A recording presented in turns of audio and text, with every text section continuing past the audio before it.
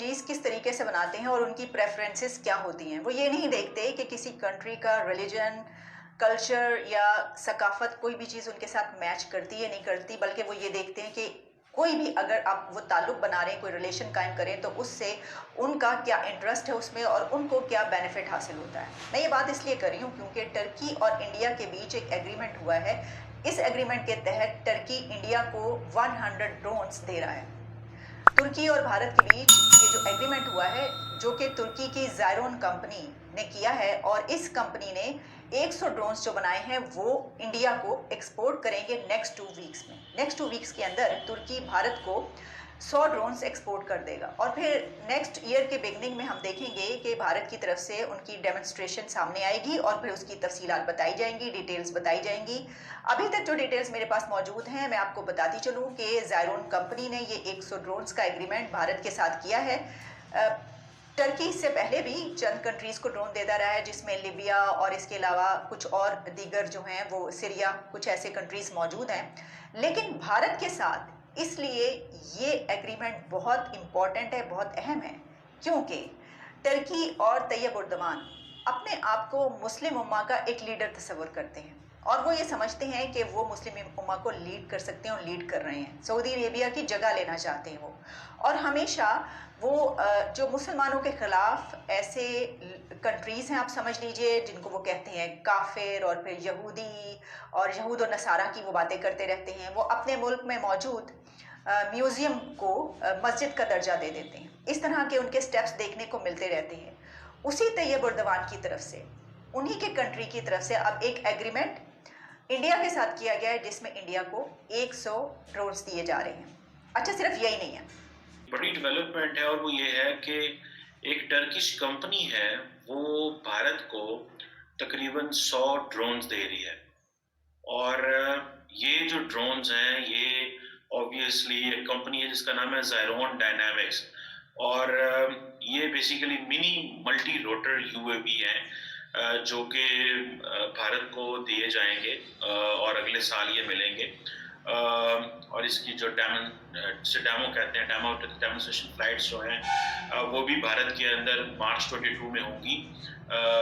और ये जो ज़ायरोन डायनामिक्स है, ये एक जारी बात है, अपना वो एक नई कंपनी है, और ये इंटरनेशनल मिलिट्री सर्टिफिकेशन प्रोसेस जो है वो कंप्लीट कर रही थी, और इसको मुख्तलिफ वेदर्स में चेक किया गया है, डेजर्ट्स में, सहराओं में, बर्फ़ वाली जगहों पे जहाँ ज़्यादा बारिश होती है वहाँ पे, स्नो स्टॉर्म में, हर जगह में चेक किया गया है। और इसने अपना जो है वो अपना मिलिट्री सर्टिफिकेट, जो इंटरनेशनल मिलिट्री सर्टिफिकेट है, वो ले लिया।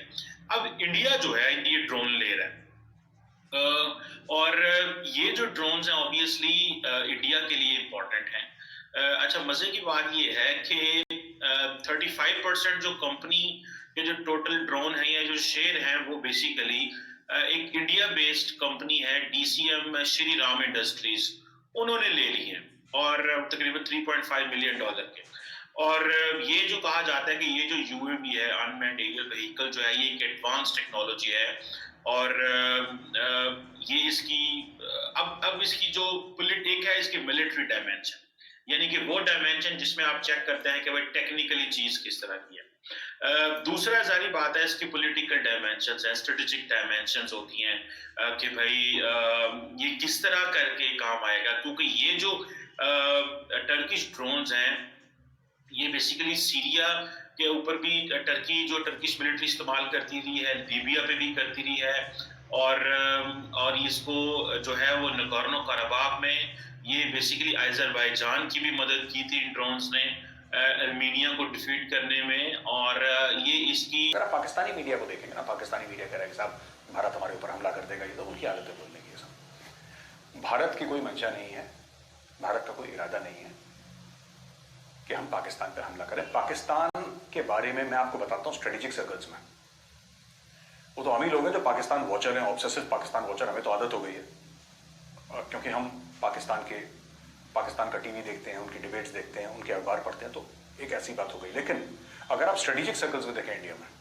आप बड़े बड़े थिंक टैंक्स देखें, या फिर आप अगर कभी मिनिस्ट्री ऑफ डिफेंस की ब्रीफिंग सुने, so they have almost stopped talking about Pakistan.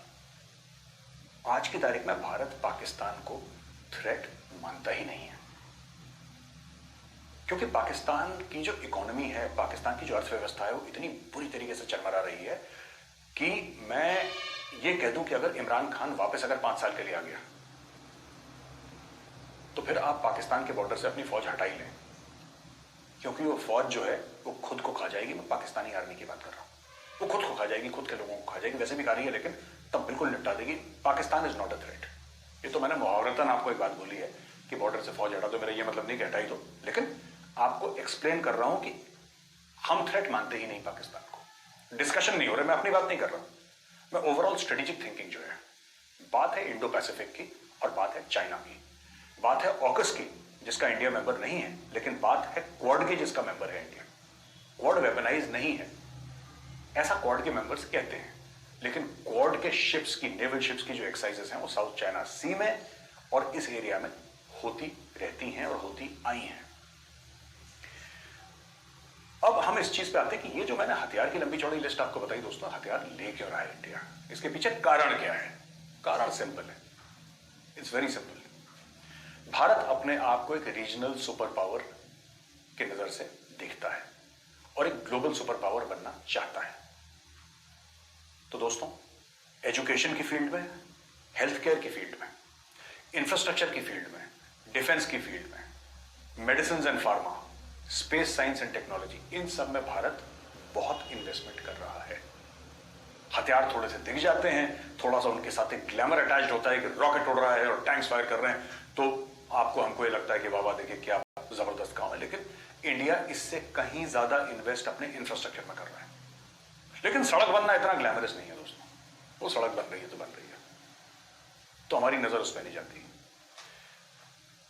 हाल ही में एक फंक्शन में नितिन गडकरी साहब बता रहे थे, स्टेज पे थे, मैं ऑडियंस का मेंबर था, तो वहां पे बता रहे थे कि कितनी जल्दी हमारे हाईवेज बन रहे हैं, कितनी जबरदस्त तरीके से हमारे हाईवेज बन रहे हैं।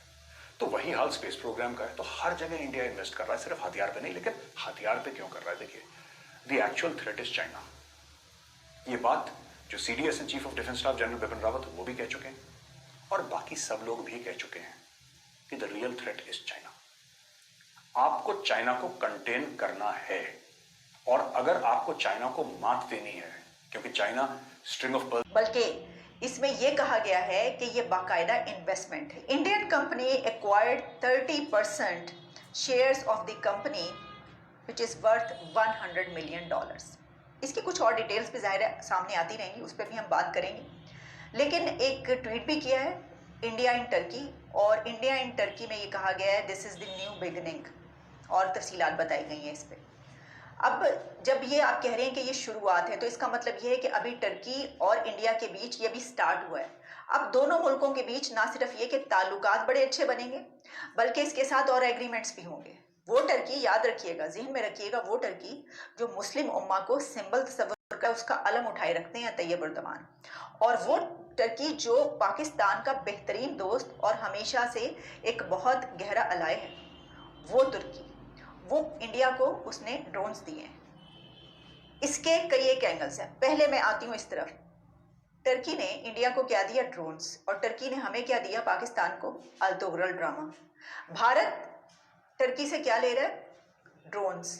पाकिस्तान ने टर्की से क्या लिया? अल्तोगरल ड्रामा। वो अल्तोगरल ड्रामा जिसको हमने बाकायदा प्राइम मिनिस्टर और हुकूमत की आशीर्वाद के साथ उनके कहने पर उसको ख़रीदा गया टर्की से, उसके बाद अपने नेशनल टीवी पे उसको टेलीवाइज किया गया, जिसकी कितनी 100-200 किस्तें मैंने नहीं देखा, लेकिन ये सोप सीरियल है। और उसके अंदर उस वक्त के तुर्की के जो हुक्मरान, जो बादशाह, जो शहजादे, जो जंगें किया करते थे, उनकी आपस की लड़ाइयाँ, वो सब कुछ दिखाया गया। और इसको इतना लाइमलाइट किया गया, इतना हाईलाइट किया गया कि बाकायदा वज़ीर आज़म साहब की तरफ से ये कहा गया कि ये ड्रामा पूरी कौम को देखना चाहिए और इस कौम के जवानों को देखना चाहिए, और दिखाया गया उनको।